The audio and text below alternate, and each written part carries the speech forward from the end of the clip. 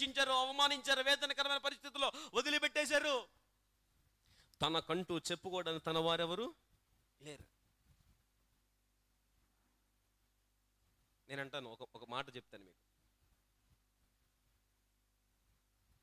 వాక్యములో ఉన్న ఒక మాట, వారిలో ఒంటరి అయినా వాడు 10,000 అంటే ఒకడు ఎంతమందితో సమానం? స్తోత్రం చెప్పండి. నువ్వు అందరూ నాకెవరు లేరని బాధపడుతుంటే, అసలు నన్ను ఎవరు అర్థం చేసుకోవట్లేదని ఒక వేదన పడుతూ ఉంటే,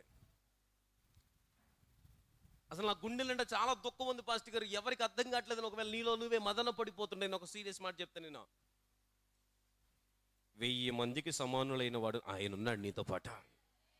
ఎవరు అర్థం చేసుకుంటే ఏంటి సార్, అర్థం చేసుకోకపోతే ఏంటి సార్?